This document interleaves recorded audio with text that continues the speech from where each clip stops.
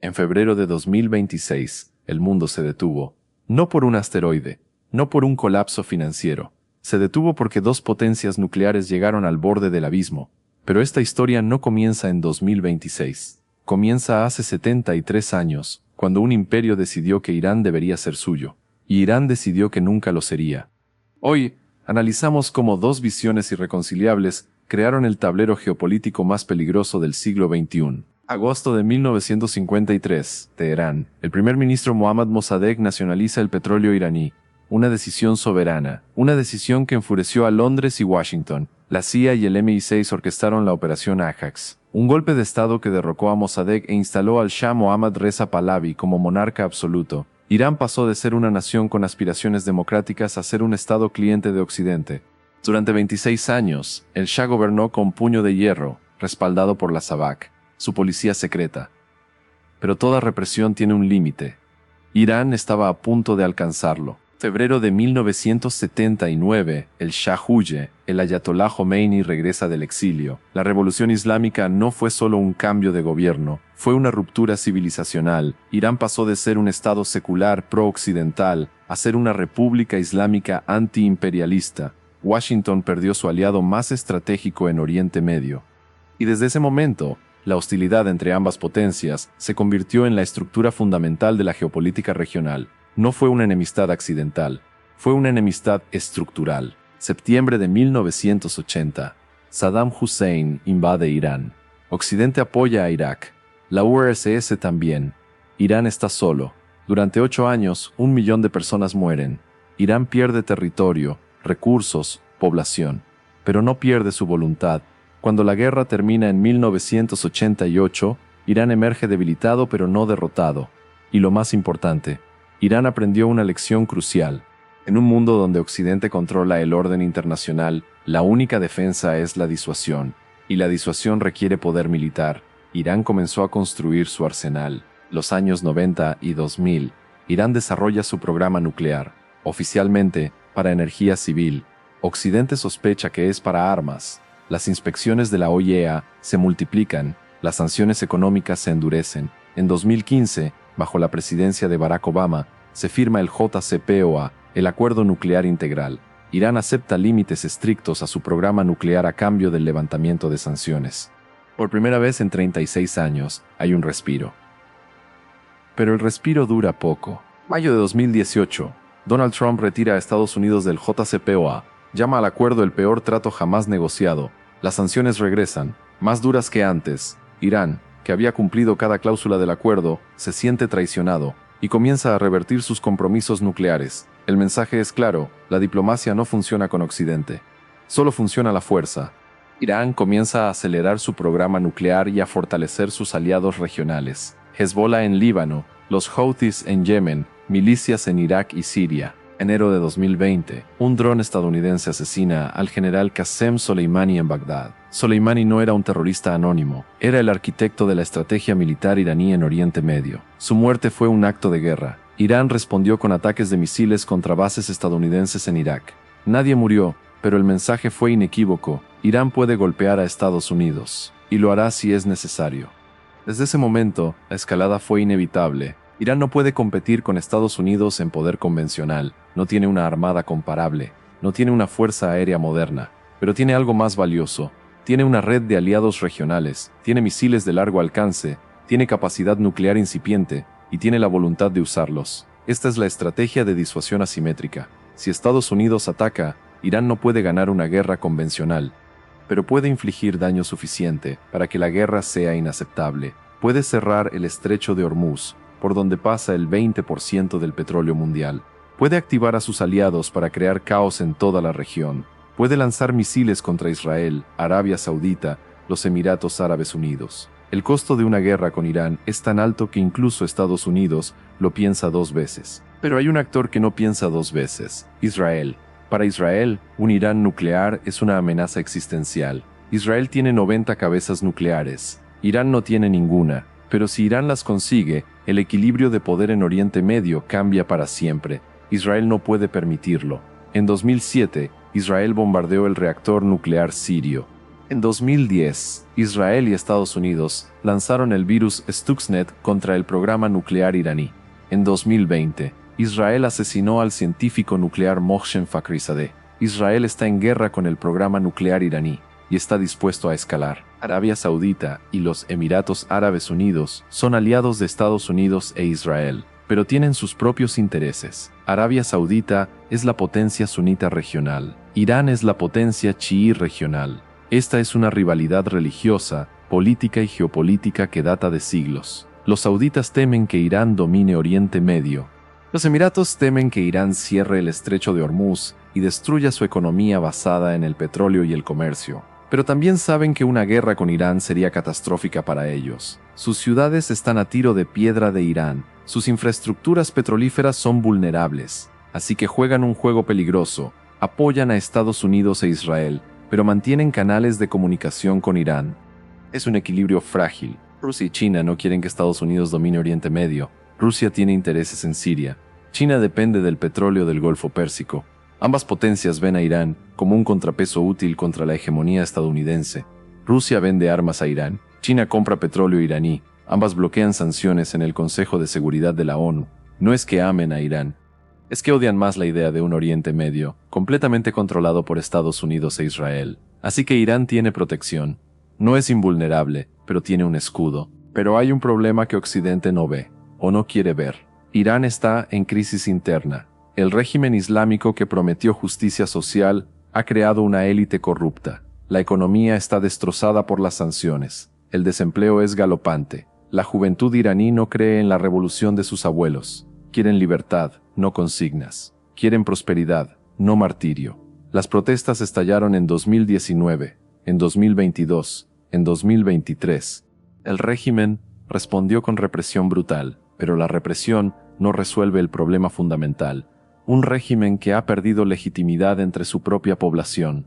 Esto es crucial para entender lo que sucede después. Febrero de 2026. Después de meses de tensión creciente, Estados Unidos e Israel lanzan la operación Epic Fury. Es un ataque coordinado contra instalaciones nucleares, militares y de defensa aérea iraní. Los objetivos incluyen Natanz, Fordow, Parchin, Isfahan, cientos de misiles de crucero, drones de ataque, bombarderos furtivos. Es el ataque más masivo contra Irán en la historia.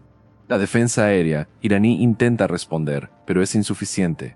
Irán sufre daños significativos, pero no es destruido. Y lo más importante, Irán sobrevive.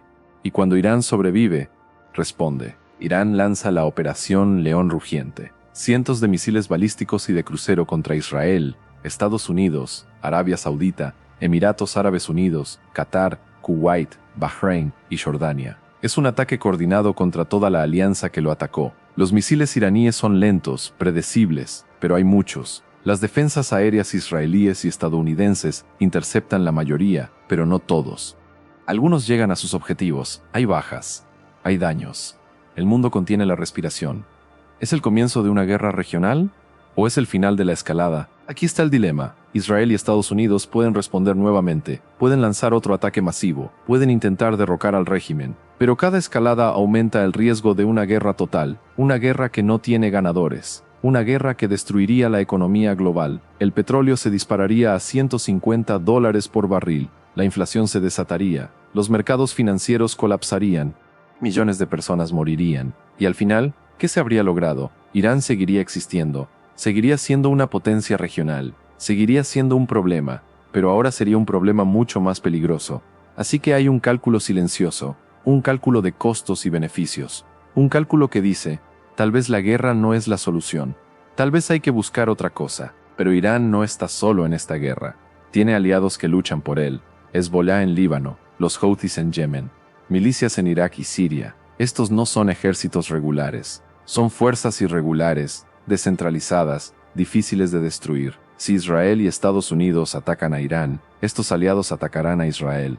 Hezbollah tiene 150,000 cohetes apuntando a Israel. Los Houthis tienen drones y misiles de crucero. Las milicias iraquíes pueden atacar bases estadounidenses. Es un sistema de defensa en profundidad. Irán ha invertido décadas en construir esta red, y funciona, porque hace que una guerra contra Irán sea una guerra contra toda la región. El petróleo es la sangre de la economía global. El 20% del petróleo mundial pasa por el estrecho de Hormuz. Irán controla el estrecho de Hormuz. Si Irán cierra el estrecho, o si una guerra lo cierra, el precio del petróleo se dispara. En 2026, después de los primeros ataques, el petróleo subió un 12% en 3 días. Imagina si la guerra continúa. Imagina si Irán hunde barcos petroleros. Imagina si los precios alcanzan $150,200 por barril. La economía global entraría en recesión. Los países europeos que dependen del petróleo del Golfo entrarían en crisis. Incluso Estados Unidos, que es productor de petróleo, sufriría. El costo económico de una guerra con Irán es tan alto que incluso los halcones en Washington lo piensan 2 veces. Estados Unidos e Israel pueden ganar una guerra militar contra Irán, pero no pueden ganar una guerra política, porque el mundo está cansado de guerras, cansado de invasiones, cansado de potencias occidentales decidiendo quién gobierna en Oriente Medio. La invasión de Irak en 2003 mató a 1 millón de personas, desestabilizó toda la región. ¿Y para qué? Para nada. Irán se fortaleció. Los extremistas se multiplicaron. El mundo aprendió que las guerras de cambio de régimen no funcionan, así que si Estados Unidos ataca a Irán nuevamente, enfrenta no solo la resistencia militar iraní, sino la resistencia política global. Europa se opone, América Latina se opone, África se oponen, incluso sectores de Estados Unidos se oponen. La legitimidad internacional es un poder real, y Estados Unidos la está perdiendo. Entonces, ¿quién gana? ¿Estados Unidos? ¿Israel? ¿Irán? La respuesta es incómoda. Nadie gana. Pero algunos pierden menos que otros. Estados Unidos mantiene su hegemonía, pero debilitada. Israel mantiene su seguridad, pero a un costo creciente. Irán mantiene su independencia, pero su economía está destruida.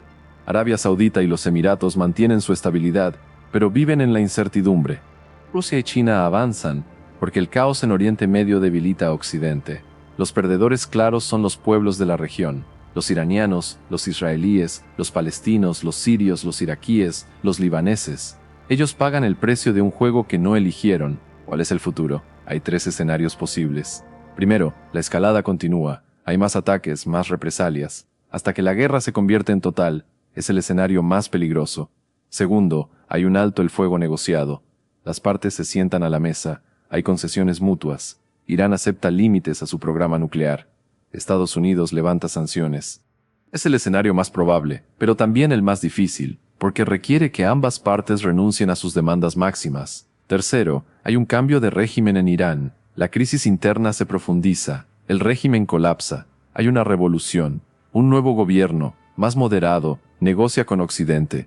Es el escenario que Estados Unidos e Israel esperan, pero es el menos probable, porque los regímenes no caen por voluntad externa, caen por presión interna.